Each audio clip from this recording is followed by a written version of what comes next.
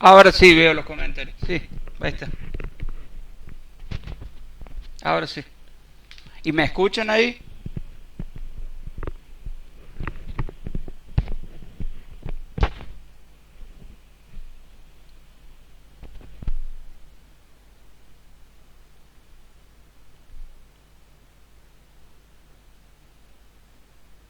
Va, vi solo un comentario de Fran Abreu, no vi más ninguno.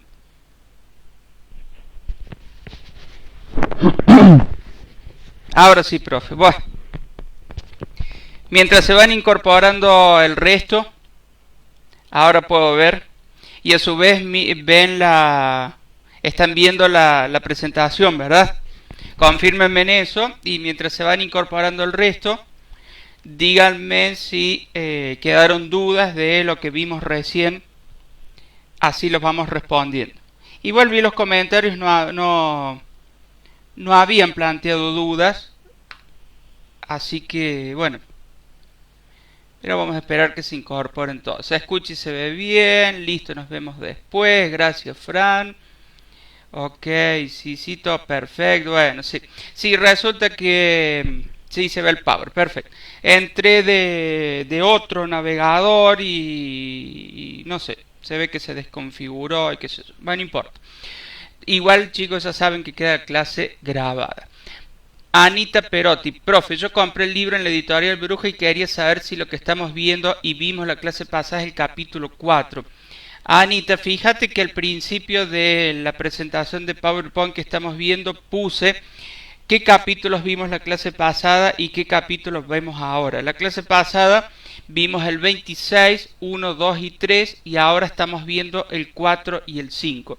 Igual el cronograma que está actualizado está en cada clase teórica, está al lado qué capítulos del libro de Curtis o la bibliografía que subimos al aula virtual vemos en cada clase. Bien, quedó muy claro. Bueno, profe, los temas que no se explican en los capítulos del Curtis, no lo tenemos que estudiar por los parciales. Federico, los vamos a explicar a todos, ¿sí? Así que tranquilos. Sí, como yo ya les dije la clase pasada, por allí el libro da demasiado detalle de algunas cuestiones que sirven para complementar el estudio. Una buena manera, yo sugiero, ustedes después la encontrarán, es tomar los principales conceptos que se ven en el PowerPoint y luego lo complementan con el libro, pero no dejen de leer el libro. Está claro que no hay forma de dar todos los conceptos del libro, porque si no tendríamos una clase demasiado larga. Chicos, sí, bueno. Estaba esperando que lo siga desde el otro Dios. No sé qué quiere decir, pero bueno. Bueno, si no hay más dudas, entonces seguimos con la clase. ¿Sí? Igual ahora, recuerden, yo puedo ver sin ningún problema los comentarios, así que me van poniendo las dudas allí, así yo las voy respondiendo. Bien, entonces, si quedaron claros los conceptos, sigamos. Pasamos directamente a lo que es célula, ¿sí? Antes de definir lo que es célula y sus partes, algunos conceptos importantes. Básicamente de todos estos conceptos, todas estas fechas, todos estos nombres, a mí hay algo que me interesa y es este hombrecito, Robert Hooke. Él se dice que fue el que descubrió la célula. A ver, en realidad la existencia de las células se venía hipotetizando desde hace mucho tiempo, incluso antes de la existencia de Hooke. Lo que pasa que Hooke pudo ver por primera vez una célula, ¿por qué? Porque tuvo las herramientas adecuadas para ello. Básicamente tuvo un microscopio que le permitió ver las células del corcho. El corcho, no obviamente los corchos de plástico, sino el corcho original, es producto de un árbol, ¿sí? Que se llama el cornoque. Ese árbol obviamente está formado por células y bueno, cuando Hooke tuvo la oportunidad de tener un microscopio en su mano, finalmente pudo ver la composición del corcho y pudo ver que, o demostrar allí empíricamente las células. A partir de allí, con el perfeccionamiento de los microscopios, se fueron descubriendo las organelas, por ejemplo el núcleo, lo que tiene que ver con el citoplasma, los vegetales, etcétera, etcétera. ¿Sí? Digamos que el descubrimiento de la célula fue en paralelo con el perfeccionamiento de los microscopios. Pero insisto, de todos estos nombres y fechas importantes, Hooke es quien se dice que ha descubierto la célula, solamente porque tuvo la herramienta adecuada para ella. Bien, ¿qué es la célula? La célula es la unidad anatómica y funcional de todo ser vivo. Anatómica, ¿por qué? Porque somos el resultado de miles de millones de células, ¿sí? Todas nuestras partes de nuestro cuerpo están formadas por células. Sabemos, de acuerdo a lo que vimos en la clase pasada, que esas células están formadas por moléculas, las moléculas por átomos, enlaces covalentes, iónicos, etcétera, etcétera. ¿Sí? Y funcional, porque vamos a decir que tenemos vida gracias a la célula. Efectivamente, la célula es la unidad mínima de vida. La célula tiene vida. Recuerden la clase pasada cuando veíamos que existen seres unicelulares, ¿sí? Que tienen vida por más que tengan una sola célula. Bien, me fui para arriba. Entonces, decimos que es la unidad anatómica y funcional de todos seres vivos. Tiene por función la autoconservación, esto es, autoconservarse para permitir el desarrollo de la vida, y la autorreproducción, esto es, pasar la información genética a las sucesivas generaciones. Decimos que estas características es justamente lo que permite afirmar que la célula es la mínima expresión de vida de todo ser vivo, valga la redundancia. En ese sentido, se ha formulado la llamada teoría celular. La teoría celular tiene 4 postulados fundamentales que es un poco resumen lo que estamos diciendo. Un postulado es la unidad estructural de los seres vivos. Estamos formados por células, ya lo dijimos. 2. Es la unidad funcional. Realiza los procesos que permiten la expresión de la vida, ya lo dijimos. 3. Es la unidad de reproducción. Fíjense en que este postulado contradice a la generación espontánea. ¿Por qué? Cuando decimos que es la unidad de reproducción, decimos que toda célula procede de otra ya existente. No surge de la nada, sino que surge de otra célula. Y 4 es la unidad genética, en tanto contiene el material hereditario que será necesario transmitirlo a las generaciones siguientes. Esta teoría celular, formulada ya hace bastantes años, resume justamente lo que significa la célula para todos los seres vivos. Y la célula está formada por distintas organelas, o sea, si es la unidad estructural y es la unidad funcional, es porque adentro de la misma tiene distintas partes, organelas, que van a permitir justamente la expresión de la vida o su funcionamiento, por así decirlo. Analicemos en detalle cada una de ellas. En primer lugar, comenzamos con la superficie celular o membrana celular o membrana plasmática. Son todos sinónimos, ¿sí? La superficie celular no es pareja, hay muchas formas y fundamentalmente está en cambio continuo. Esto es muy importante entenderlo, que está en cambio continuo. ¿Qué significa eso? Justamente significa que por eso nos podemos mover. Imagínense si las membranas de las células no fueran o fueran estáticas, sin movimiento, no nos podríamos mover. Claramente que hay células que su membrana es mucho más rígida, por ejemplo las células óseas en comparación con otras células, por ejemplo la de la piel. Pero en cualquier caso, todas las membranas celulares pueden moverse. Bien. Fíjense allí fotografías reales demostrando el movimiento de la célula. Obsérvese que aquí viene la membrana, hace esta invaginación que está tratando de hacer, está tratando de incorporar algo, un alimento seguramente, que evidentemente la célula lo quiere. Observen cómo va tratando de invaginarse hasta que finalmente se cierra y arma una pequeña vesícula con lo que a la célula le interesa. Más allá de ¿cómo se llama esto? Que lo vamos a ver ahora a continuación, lo que está indicando que la membrana plasmática, la superficie de la célula, está en cambio continuo, se puede mover. ¿Sí? No solamente que permite mover, sino que, como bien estamos viendo aquí, permite la incorporación de distintas sustancias, ya sea líquidos o sólidos, que le interesan a la célula. La membrana celular, la superficie celular, vamos a decir que, o la teoría que mejor la explica, es la teoría del mosaico fluido. ¿Por qué se llama así?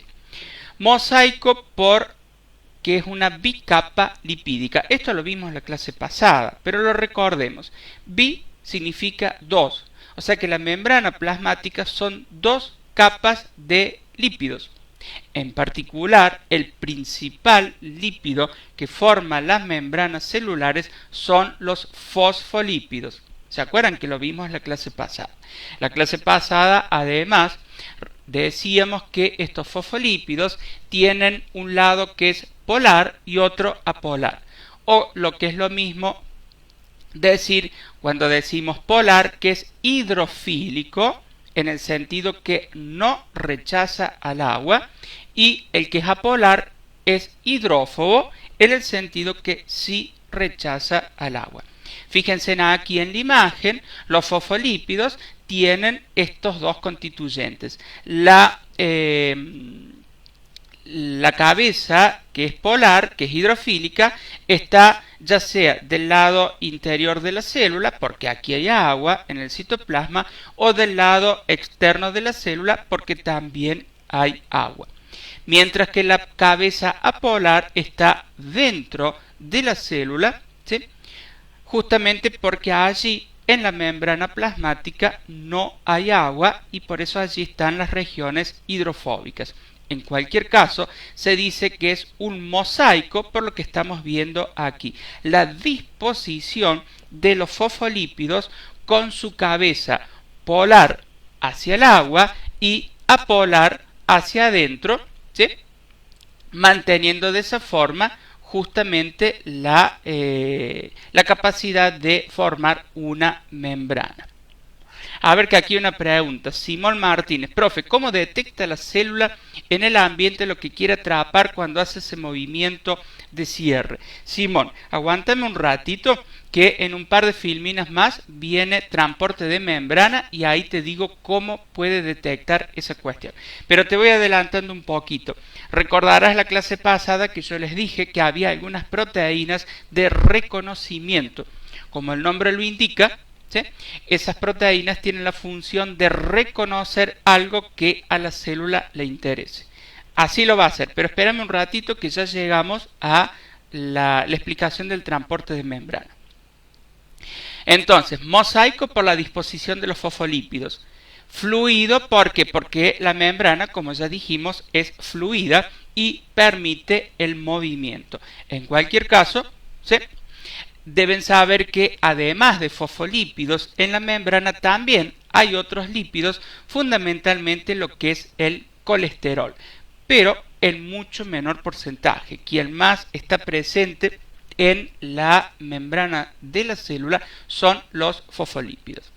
Fíjense aquí una fotografía real. La membrana celular es muy finita, 7 a 9 nanómetros, un nanómetro es la millonésima parte del metro, muy chiquitito, ¿sí?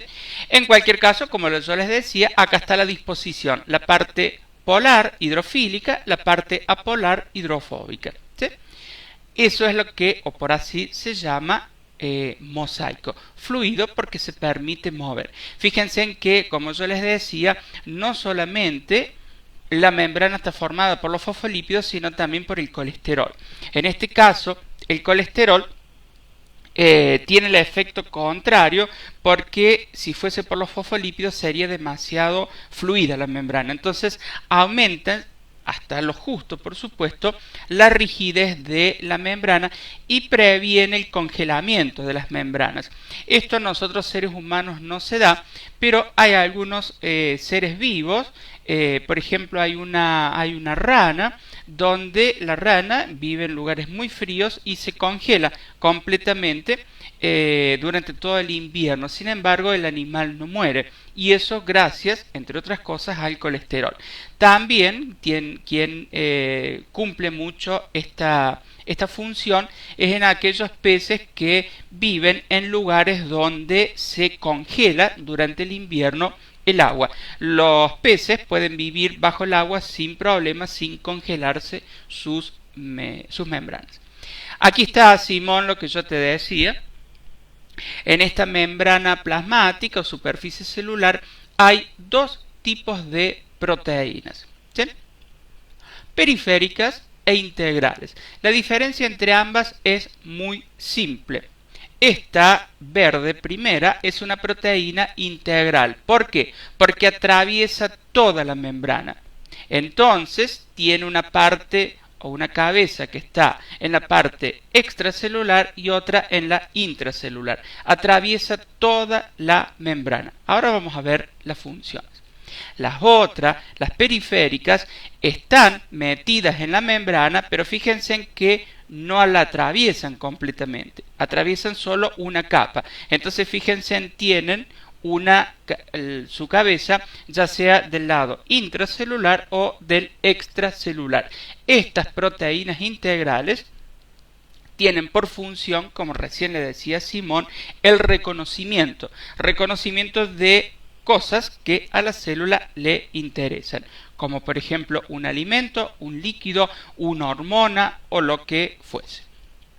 Fíjense, la membrana plasmática, MP es membrana plasmática, tiene una permeabilidad selectiva. ¿Qué significa que sea permeable? Significa que va a dejar pasar o no cosas. ¿Qué cosas va a dejar pasar? Cosas que evidentemente le interesan a la célula. Ya dijimos, alimentos, como la glucosa, líquidos, y por ejemplo no dejaría entrar algo que le sea perjudicial, como un virus, una bacteria o un hongo. Entonces, fíjense, a menor tamaño y mayor hidrofobicidad, mayor difusión a través de la bicapa. ¿Qué significa eso? Que si vos sos una molécula chiquita, rechazás el agua, pasás sin ningún problema a través de la bicapa. Entonces allí tenemos el oxígeno, el dióxido de carbono, ¿sí? Y otras cuestiones que no son importantes. En cualquier caso, estas moléculas pasan sin ningún problema, sin ninguna ayuda, justamente ¿por qué? Porque son chiquitas y son hidrófobas. ¿Está bien? Ahora, hay otras moléculas que son hidrosolubles, o sea que no rechazan el agua, ¿sí? Y que están cargadas con electricidad.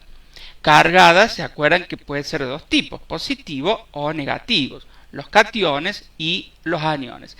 Para ese tipo de moléculas que son hidrosolubles, que están cargadas, o moléculas muy grandes como la glucosa, es necesario que alguien las ayude. Es necesario un sistema de transporte.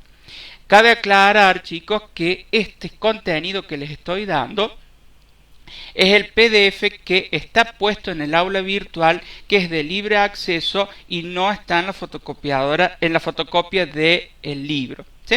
Es ese PDF que dice Biología de la Vida.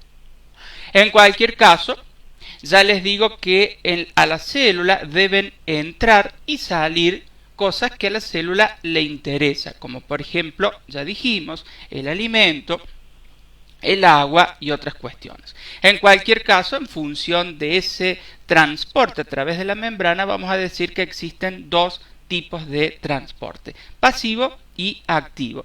La diferencia es simple: pasivo no se requiere energía y el activo sí se requiere energía. El transporte pasivo, la difusión simple, pasan sin ningún problema, Recuerden aquellas moléculas que son muy chiquitas y que son hidrofóbicas, pasan sin ningún problema. No requieren energía. En la difusión facilitada tampoco requieren energía, pero en este caso hay una proteína, ¿sí?, que las ayuda a entrar. Es lo mismo que imagínense, si ustedes quieren poner en su vaso que está vacío, quieren poner agua, obviamente el agua va a entrar sin ningún problema porque está vacío. Ahora, si ustedes quieren poner agua en su vaso que está lleno, ¿qué va a pasar? Y se va a rebalsar. En ese caso estamos hablando contragradiente. Resulta que supónganse que la célula quiere liberar algo, lo que sea, a un medio donde ya está lleno de esa cosa. Es contragradiente, o sea, la célula debe empujar estas pelotitas celestes para meter, disculpen, al revés, debe empujar esta pelotita celeste si la quiere mandar aquí, ¿se entiende? Para eso requiere energía, de allí que se dice o se denomina transporte activo. En cualquier caso, y para que quede bien clara la duda de Simón, la célula detecta estas cuestiones que necesita, ya sea el alimento o el agua o lo que fuese, gracias a estas proteínas periféricas, ¿sí? Periféricas porque esa cabeza sirve justamente para reconocer algo. Alimento, una hormona, un neurotransmisor o lo que fuese, algo también dañino, por ejemplo, ¿sí? De esa manera es la célula como lo reconoce. Bien, sigamos. En función de estos dos conceptos, o sea, del transporte activo y pasivo, definimos otros dos conceptos, endo y exocitosis. Endo es hacia adentro, por lo tanto, la endocitosis hace referencia cuando la célula capta, incorpora partículas del medio externo mediante esta invaginación de la membrana. ¿Qué es esta invaginación de la membrana? Simplemente la fotografía, déjenme que la busque de nuevo. Esto, ¿sí? ¿Se acuerdan que yo les decía? Se invagina, ¿sí? Y finalmente forma una vesícula con aquello que le interesa. Cuando incorpora la célula algo, que la entra, endo, es hacia adentro, estamos hablando de endocitosis. Por el contrario, cuando la célula saca algo, ese algo puede ser ya sea de algún residuo producto de la producción de la energía, puede ser algún o de la digestión de algún alimento, o pueden ser proteínas que deban ir a otras células. En ese caso estamos hablando de exocitosis. Exo es hacia afuera, ¿sí? Por lo tanto, endo hacia adentro, exo hacia afuera. ¿Está bien? Allí podemos también diferenciar el concepto de fagocitosis y pinocitosis. La fagocitosis hace referencia a cuando se incorpora un sólido. Fagocitosis, sólido. Pinocitosis, también se incorpora algo, pero es un líquido, ¿sí? Fagocitosis, sólido. Pinocitosis, líquido. ¿Está bien? En cualquier caso, estamos hablando en ambos casos de la incorporación de algo, de la endocitosis, ¿sí? Fíjense en que aquí, esto es lo que yo les decía, y esto es para terminar de responderle a Simón, las proteínas periféricas funcionan como receptores, ¿sí? Receptores que funcionan como la cerradura y la llave. ¿Se acuerdan la clase pasada? Yo les daba el ejemplo de una hormona que se libera en el cerebro, como vamos a ver, y que debe actuar, por ejemplo, en los ovarios. esa hormona va a viajar a lo largo de todo el cuerpo, a lo largo del torrente sanguíneo.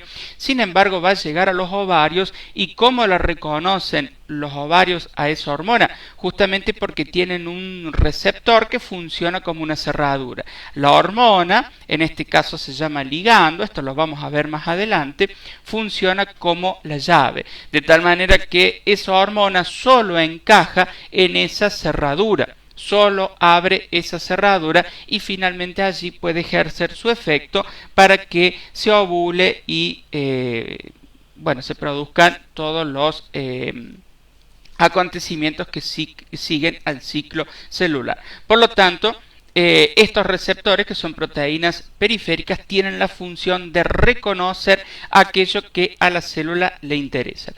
A veces este reconocimiento puede fallar y la célula, por así decir, se vuelve loca, se desencadenan mecanismos de reproducción celular sin control, la célula se reproduce todo el tiempo y eso puede tener como consecuencia, por ejemplo, la formación de un tumor. ¿Sí? Muchos tipos de tumores se explican justamente porque fallan estos mecanismos de reconocimiento celular.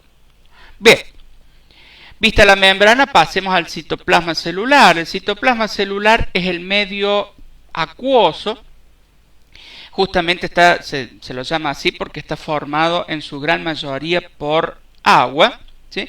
Es cierto que tiene otros nutrientes, pero en su gran mayoría es agua.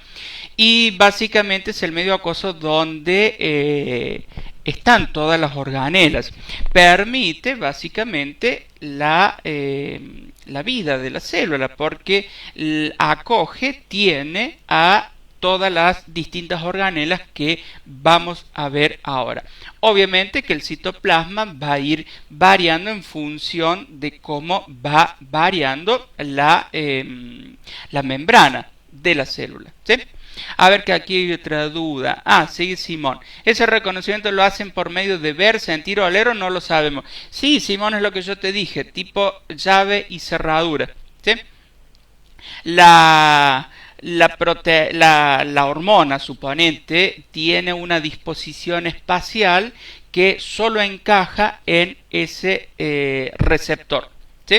¿Se entiende? Por lo tanto, ese reconocimiento la mayoría de las veces se hace por esa cuestión. Otras veces es cierto también, Simón, que el reconocimiento se da a través de moléculas químicas que liberan ya sea qué sé yo, un alimento o lo que fuese, y lo detectan estas proteínas de reconocimiento. Pero la mayor parte del reconocimiento se da con esta explicación que yo te di, como una llave y una cerradura. Bien, sigamos. Ahora sí, comencemos con las distintas organelas. ¿Se acuerdan que yo les dije que una de las grandes diferencias de la célula procariota, que fue la antecesora de la eucariota, es que la procariota justamente no tiene organelas? O las organelas que tiene justamente las células procariotas son muy simples. Fundamentalmente, las organelas que tienen las células procariotas no tienen membranas. Por lo tanto, las principales organelas de las células eucariotas justamente se caracterizan por tener membranas. De allí que se lo llama el sistema de endomembranas. Veamos cuáles forman parte. Primero, las vacuolas.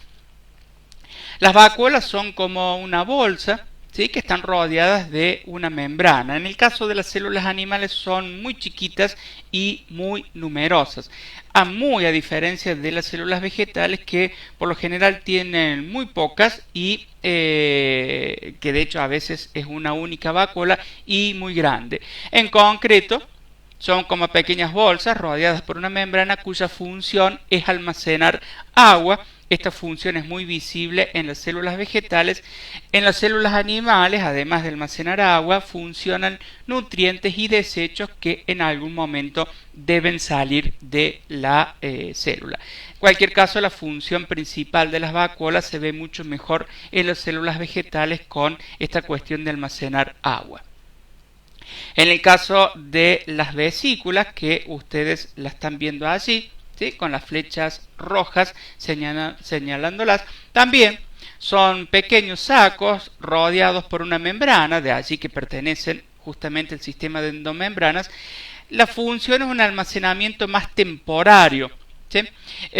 Y transportan de tal manera que ya vamos a ver que una de las principales funciones del complejo de Golgi es producir proteínas que deben ser exportadas, o sea que deben salir de las células. En ese caso, las proteínas que salen del complejo de Golgi por fuera de la célula definitivamente son almacenadas en estas vesículas porque es algo temporario, salen al ratito. La diferencia con las vacuolas es que las vacuolas permanecen mucho más tiempo, ¿sí?, allí en la célula. En el caso de las vesículas son mucho más temporario, mucho más corto el tiempo que está.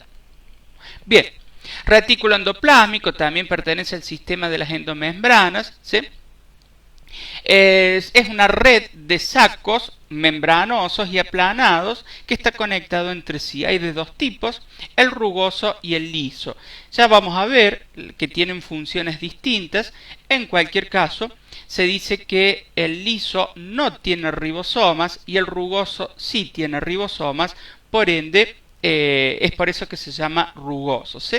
Los ribosomas, vamos a ver ahora, son pequeñas organelas que tienen por función la síntesis de proteínas, la producción de proteínas. Por eso que la función principal del retículo endoplásmico rugoso es justamente la producción de proteínas. Fíjense aquí, lo vemos de manera clara. Esta es una fotografía real. Observen cómo o por qué se llama rugoso. Ven que son sacos aplanados que están conectados entre sí. Se los llama rugosos justamente por la presencia de múltiples ribosomas. En cualquier caso, en este esquema vemos que siempre el retículo endoplásmico rugoso está bien pegado al núcleo, está a continuación del núcleo, y eso vamos a ver más adelante en genética que tiene una cuestión de ahorro de energía, ¿sí? Ya vamos a ver más adelante. En cambio, el retículo endoplásmico liso porque no tiene ribosomas, está alejado del núcleo celular justamente porque no necesita, para llevar a cabo su función, de la cercanía del núcleo. Otra vez bueno, les cuento. A ver. Pucha. A ver si lo puedo ver. Que no sé por qué hace esta cosa. No, lectura no.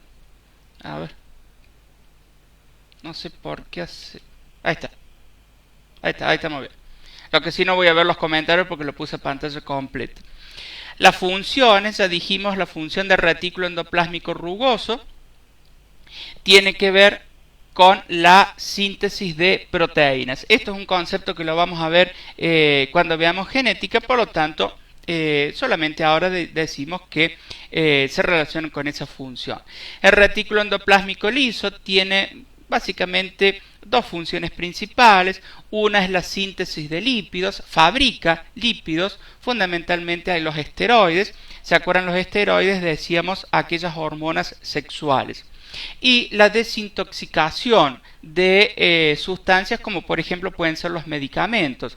En el hígado, órgano que está a cargo de la desintoxicación, las células del hígado tienen mucho retículo endoplásmico liso, ¿sí? Esto es por si alguna vez, yo sé que ustedes no lo hacen, pero si alguna vez toman un poquito de más de alcohol, sus retículos endoplásmicos lisos van a estar muy activos para desintoxicarlos del alcohol. El aparato de Golgi también, ¿sí? Son sacos aplanados, lo que pasa es que están más apilados, por así decirlo, y están conectados uno con el otro. El aparato de Golgi, veamos una fotografía, ¿sí? Fíjense, por eso decía sacos aplanados. Aquí lo vemos en una fotografía real al aparato de Golgi. Tienen por función algunas que son muy fundamentales para la célula, fundamentalmente lo que es la provisión de membranas, o sea, todas estas membranas que estamos viendo de las distintas organelas, ¿quién las hace? Las hace el aparato de Golgi. También es cierto que es tipo, una función, por así decirlo, de aduana. Vieron que en la aduana, si uno quiere exportar algo, tiene que mandarlo a la aduana para que lo revisen. Pues bien, muchas proteínas que se fabrican en la célula deben ser controladas antes que salgan. Entonces, lo que hace el aparato de Golgi, las acumula, ¿sí? Las acumula para proporcionarles una vesícula y de esa manera puedan salir a el lugar que deben ir esas proteínas. Los lisosomas son pequeños también vesículas, un poco más grandes que las vacuolas y las vesículas que vemos recién, que están formadas en el aparato de Golgi, que tienen enzimas. Esas enzimas hacen que la función principal de los lisosomas, se sigue viendo de esta manera. Sí, tengo que seguir de esa manera, no queda otra. La función de los lisosomas, ya les decía entonces, hace que sea la digestión. Fíjense, aquí lo vemos clarito. Recuerden cuando se incorpora endocitosis, cuando se libera exocitosis. Como los lisosomas tienen, y son creados por el aparato de Golgi, tienen estas enzimas, engullen, incorporan a ese alimento que acaba de ser incorporado por endocitosis y lo degradan. Esas enzimas ayudan a que se degrade el alimento. Por lo tanto, la función principal de los lisosomas es la digestión. También aquí decía línea primaria de defensa para la célula. ¿Qué significa? Supónganse que lo que se incorpora aquí, en vez de ser un alimento, es algo nocivo para la célula, como puede ser un hongo, una bacteria, un virus. Los lisosomas rápidamente tratan de digerirlo, tratan de neutralizarlo. Bueno, a veces lo logran, a veces no lo logran. Por lo tanto, esta función de digestión, ya sea degradando aquello que se incorpora o expulsando los restos de esa digestión, ¿sí?, es justamente o constituye la función principal de los lisosomas.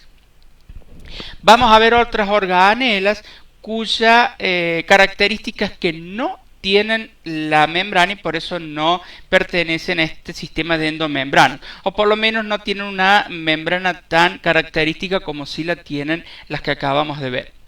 Los ribosomas son pequeñas organelas que justamente están sobre el retículo endoplásmico rugoso, de allí el nombre. No obstante, también existen muchos muchos ribosomas que están de manera libre. Su función principal es la síntesis de proteína, o sea, crear las distintas proteínas que necesita el organismo.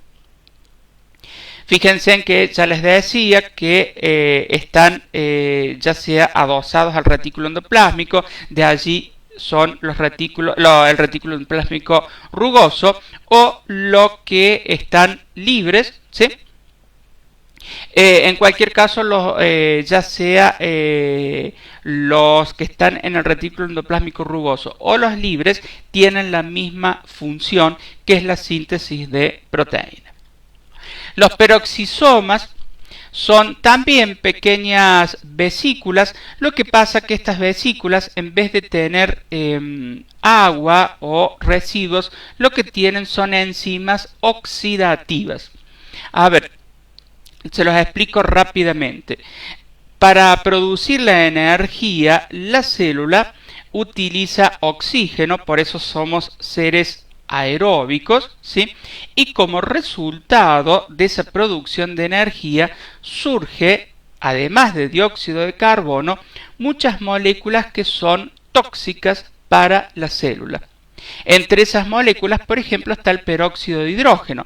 ¿Qué es el peróxido de hidrógeno? El agua oxigenada. En cualquier caso, se dice que son oxidantes esas moléculas, ¿sí? Capaz que ustedes han escuchado, por ejemplo, que comer zanahoria o muchas verduras ricas en antioxidantes permite, por ejemplo, retardar el proceso de envejecimiento. Bueno, los peroxisomas lo que contienen dentro de ellos son justamente estas enzimas antioxidantes, ¿sí? Que neutralizan al peróxido de hidrógeno, a otras enzimas que son resultado natural, esperables del proceso de producción de energía. Son muy útiles los peroxisomas por estas enzimas que contienen. Es cierto que a medida que va avanzando la edad, muchos peroxisomas pierden muchas veces esta capacidad antioxidante y es por eso que muchas veces se puede producir algunos daños celulares justamente por la falla de estos peroxisomas. Las mitocondrias tienen una función fundamental que es crear la energía de la célula. Son las centrales energéticas de la célula. Allí ustedes están viendo las distintas mitocondrias. Recuerden la teoría endosimbiótica que sostiene que muchas de estas mitocondrias en realidad parecen ser bacterias que en algún momento se incorporaron. Por lo tanto, decimos que es el centro para la producción de la energía celular, tiene dos membranas y lo que quiero que ustedes sepan que el ADN, el material genético, está en el núcleo de la célula, como vamos a ver la clase que viene. Pero también el ADN está presente en la mitocondria. Y se sabe que el ADN que está presente en la mitocondria es solo ADN materno, de la madre, a diferencia del ADN que está en el núcleo, que es tanto de la madre como del padre. Decimos entonces, y creo que voy a cortar a ver cuánto me falta. Esta porquería. A ver cuánto me falta. No puedo saber. Sí, vamos a cortar aquí. Vamos a explicar mitocondria y lo que nos queda lo vamos a ver la clase que viene para resolver si existen dudas y para la gente de los grupos 1A que ya se vayan al práctico. Decimos entonces que la proteína, que la mitocondria produce la energía. Lo produce a través de una respiración aeróbica. Porque, ya dijimos, porque necesita oxígeno. El resultado de la producción de energía de las mitocondrias es una molécula que se llama ATP, adenosin trifosfatos, porque tiene 3 fosfatos. Cuando se rompen los enlaces de esos fosfatos, se libera la energía. Fíjense en que la respiración aeróbica, que es la que tenemos nosotros, produce aproximadamente unas 36 moléculas de ATP, que es la molécula de la energía que necesita la célula por cada molécula de glucosa. Por el contrario, aquellas moléculas de aquellas estructuras que tienen una respiración anaeróbica, ¿sí?, producen por cada molécula de glucosa aproximadamente unas a ver cómo puedo hacer para dejar de compartir esto, que no me sale. Produce aproximadamente unas 6 a 7 moléculas de ATP. Por lo tanto, la respiración aeróbica es mucho más rica en nutrientes de lo que es la producción de la respiración anaeróbica. Bien, chicos, dado la hora, vamos a cortar porque ya faltan 5 minutos, nos queda muy poquito, lo vemos en la clase que viene, no se hagan problema lo que falta y vamos a ver mitosis. Yo estoy aquí, no puedo dejar de compartir pantalla, pero no importa. Si existen dudas, díganme por favor, las resolvemos ahora, si no nos vemos ya directamente el miércoles que viene. Sí, no es mi día, definitivamente, en cualquier caso ya voy a romper todo, sí. Clase virtual no, 1 pereno 0 no, clase virtual 1 no. Bueno, igual ustedes saben que esta clase queda grabada, ¿sí? Así que ustedes lo pueden ver después, ¿sí? Si hay dudas, hagamos una cosa, nos vemos ahora en el chat, ¿sí? Yo estoy hasta las 10. Recuerden el grupo 1A, Mariana ya les puso todas las indicaciones para que ustedes puedan ver el comienzo de los prácticos. La clase que viene terminamos de ver lo que nos quedó de hoy y terminamos o comenzamos a ver lo que es mitosis y meiosis, ¿sí? Yo me quedo un ratito aquí por si hay dudas y si no, nos vemos un ratito o nos leemos en el chat para los que pueden y a aquellos que tienen el grupo 1A vayan al práctico. Sí, Ani, la verdad que no sé, me da mucha bronca todas estas cosas digitales, pero bueno. ¿Cuántos años tiene, profe? 44, Lisandro. Julieta Rivarola, las mitocondrias son parte del sistema endomembranas. No, Julieta, tienen una doble membrana y justamente por eso no son partes del sistema de endomembranas que tienen una sola membrana. Pero en cualquier caso las mitocondrias también tienen membranas, ¿sí? Bien, bueno, vayan siendo los que les toca el práctico. Y si hay alguna duda, la seguimos en el chat. Gracias a ustedes por estar. Cuídense y ya para el miércoles que viene esperemos que ande todo mejor. Igual, insisto, queda todo grabado así ustedes lo pueden ver tranquilos. Finalizo el video, chicos, y me voy al chat. Así si hay dudas lo explicamos ahí. A ver, Darío. Profe, no comprendí qué hace la mitocondria con el oxígeno para producir el ATP. Mira, Darío, es muy complejo. Se llama el ciclo de Krebs, que no lo vamos a ver porque es sumamente complejo y es muy específico. En cualquier caso, Darío, lo que hace la mitocondria con el oxígeno es utilizar el oxígeno más la molécula de glucosa y cuando pasa a través de este ciclo de Krebs, que es una serie de pasos de reacciones químicas que no importan, allí se produce la molécula de ATP. O sea, se degrada la molécula de glucosa junto con el oxígeno para producir el ATP. ¿Sí?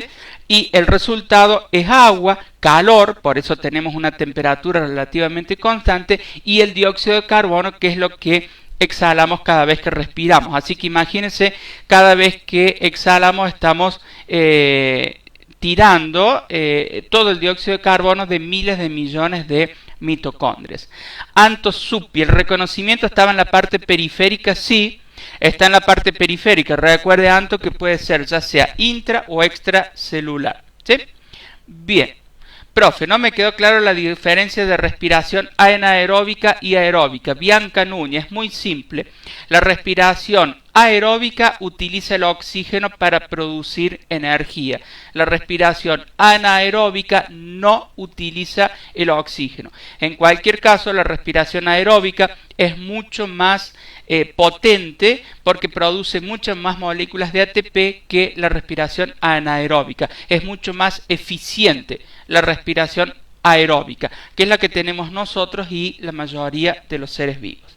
Bien, me quedo un ratito más por si hay más dudas, si no, nos vamos al chat.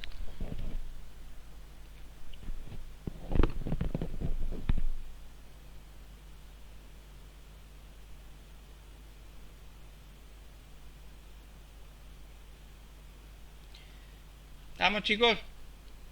Bueno, vamos a tratar que el miércoles salga mejor, corto, y ahora queda grabado así ustedes la pueden ver. Nos leemos en el chat para los que pueden y suerte para el comienzo del práctico de hoy. Nos vemos el miércoles que viene. Cuídense y que anden muy bien.